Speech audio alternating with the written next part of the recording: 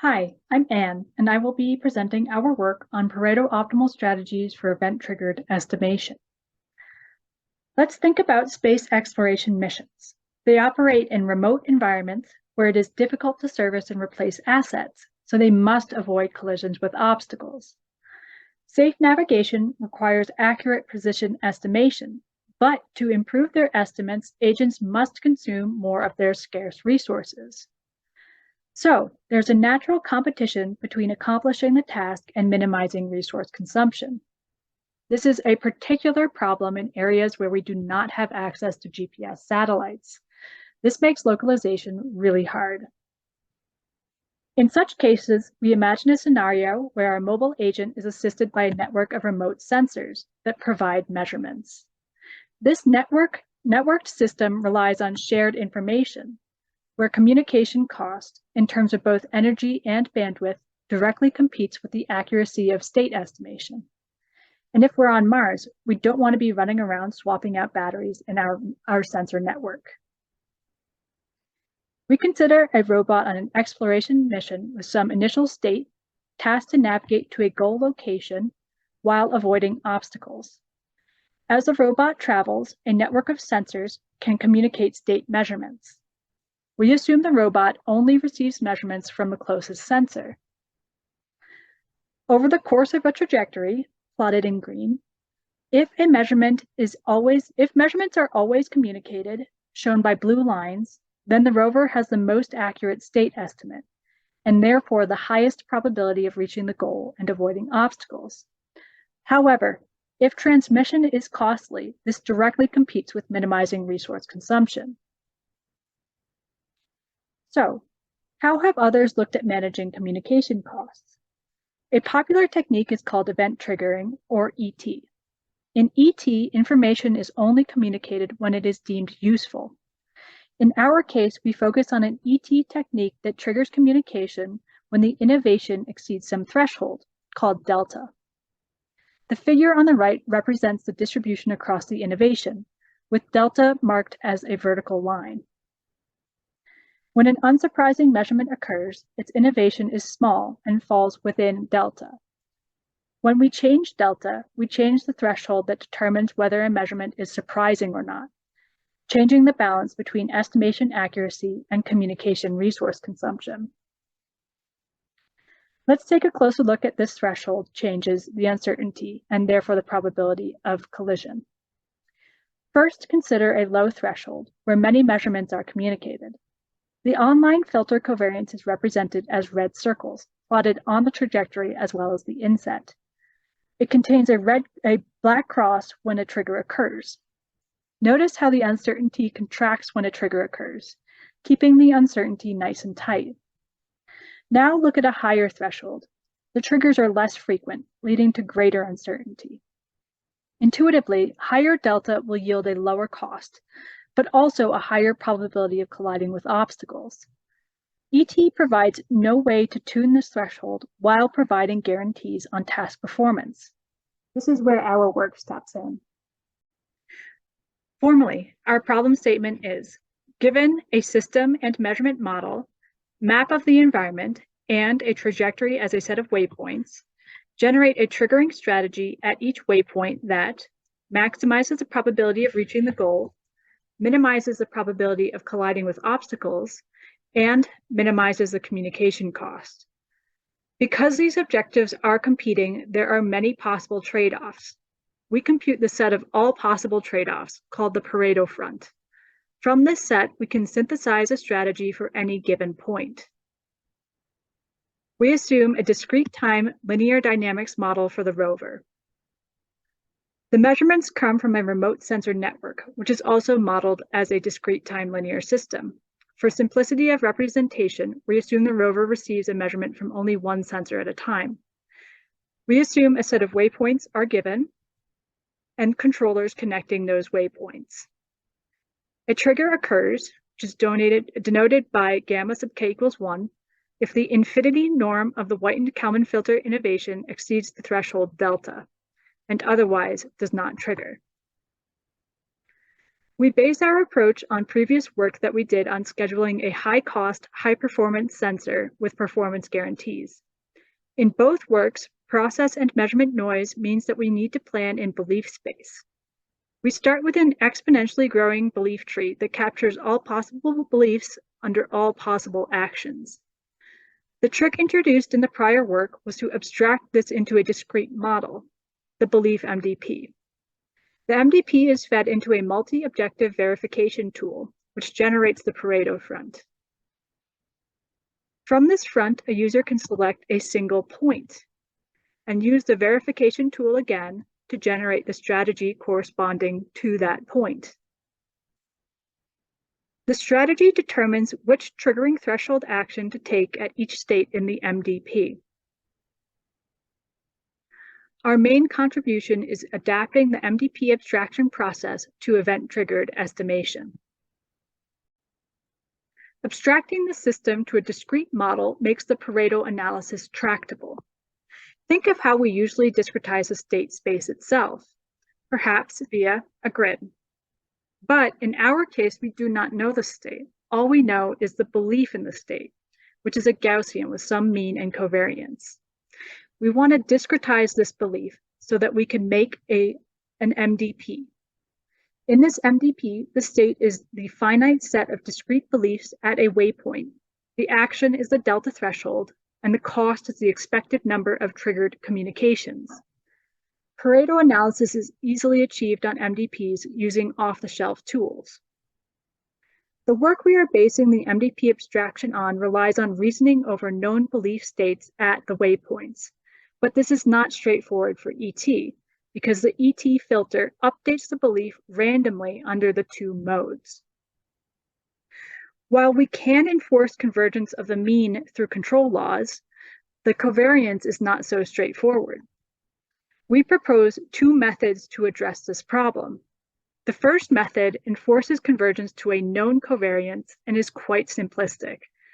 The second method directly discretizes the covariance based on its geometry and is much better captures the benefits of using ET.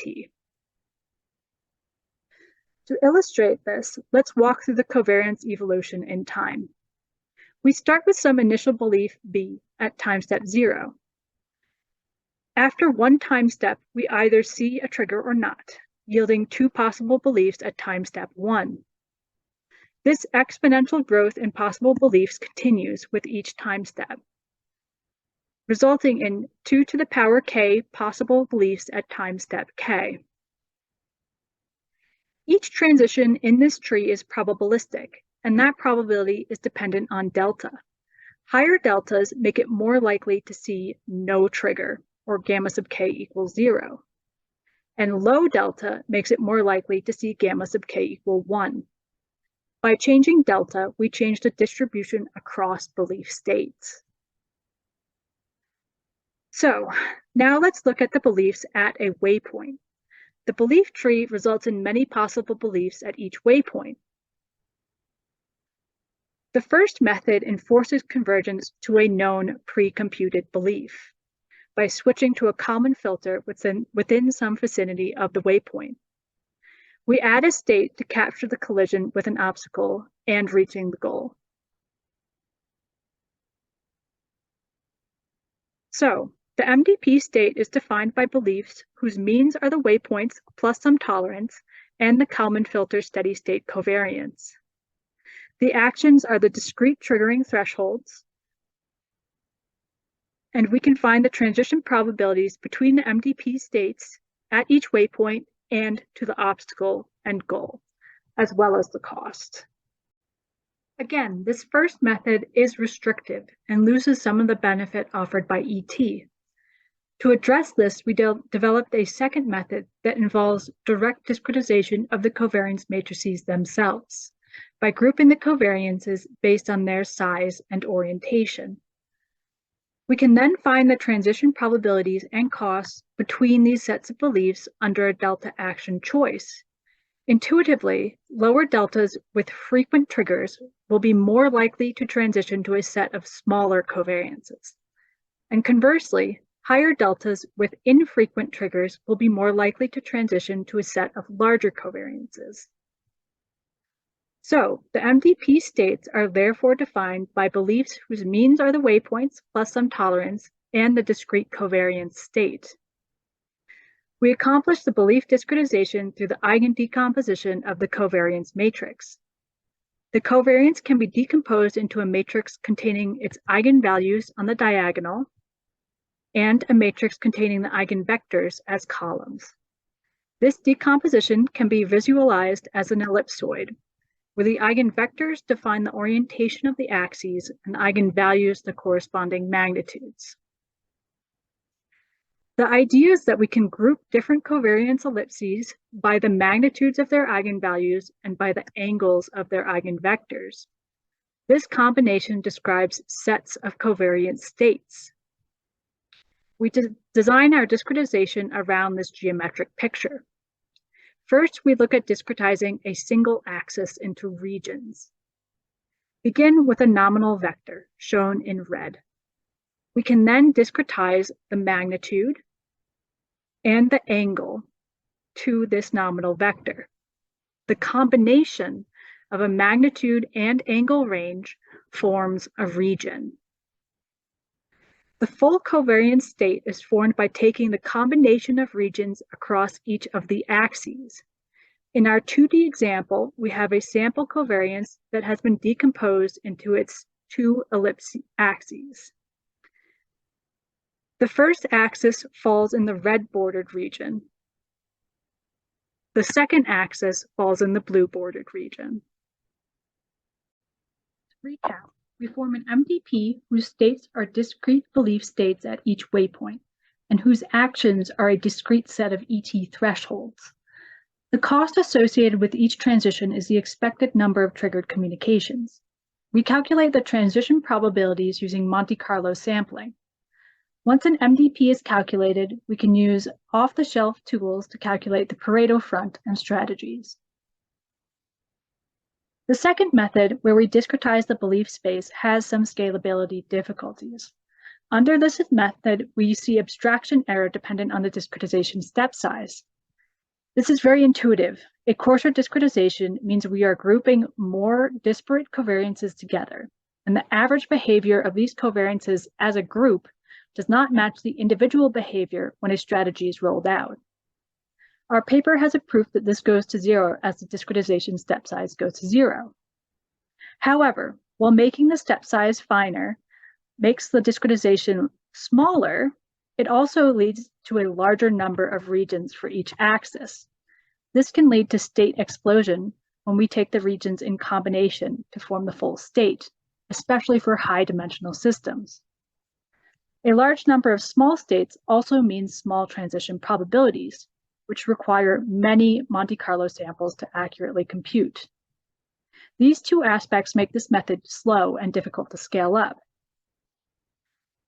However, this geometric interpretation actually does much better in this aspect than a more naive approach, like discretizing the individual elements of the covariance matrix. For a comparison, please see our paper. We evaluate our proposed methods on this linear system. We examine this environment with two different trajectories, one winding and close to obstacles, the other more open and farther from obstacles. In the interest of time, I refer you to the paper for the results on the open trajectory. Let's take a look at the results for the winding trajectory. The plots here show the Pareto front, where each axis represents one of the three objectives, with probability of collision and probability of reaching the target on the X and Y axes, and communication cost on the Z axis. For simplicity, we set the cost to be the raw number of triggers here. The plot on the left is the Pareto front for the first method that enforced convergence to the Kalman filter covariance. And the plot on the right is the Pareto front for the second method, where the covariance is discretized. Note the same general shape for both methods. We see the highest cost in the upper right corner yields the highest probability of reaching the target. Then a sharp slope downward as the cost and probability of target decrease. This indicates large energy savings are possible for little sacrifice in performance. Next, note the difference between the two methods.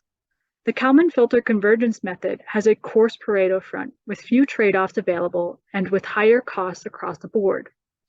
This confirms our statement that the method does not fully realize the savings offered by ET. Now, let's look at a few points for the discretized covariance method. The 3 points decrease the probability of reaching the target, increase in the probability of collision, and decrease in the cost, roughly halving the cost for each point. So let's look at the behavior of each of these strategies. The lower plot shows 500 simulated trajectories under the strategy generated by the first Pareto point. The red points plotted on obstacles represent collisions. The color of each segment corresponds to the chosen triggering threshold at each waypoint, with cyan representing the lowest delta and highest expected triggering rate, and magenta representing the highest delta and lowest expected triggering rate. The first point has the highest probability of target and the highest cost. We can see that the triggering threshold decreases around obstacles, thus increasing the expected triggering rate. This tightens the trajectories. The second point decreases the probability of reaching the target, but also decreases the cost. We can see that the triggering rate has relaxed somewhat around the obstacles. And finally, the third point further relaxes the triggering rate, leading to the lowest cost and the highest probability of collision. Note that for each of these trajectories, we generate efficient strategies in the sense that we only need to increase the triggering rate in close proximity to obstacles. Compare this to a strategy that triggers at every single time step, or just a regular Kalman filter. This is not a point on our Pareto front because the simulated results show very similar performance, but at almost double the cost. In conclusion, ET is great for managing communication costs, but comes with no guarantees on task performance. We address this by developing a method to synthesize optimal ET threshold strategies. We do this through an abstraction technique that relies on a novel discretization of the belief space. Scalability is a limitation and can be addressed through the use of adaptive discretization and sampling. We have also developed a new sampling-based motion planner to address the computational issue. This work has been submitted to ICRA 2023.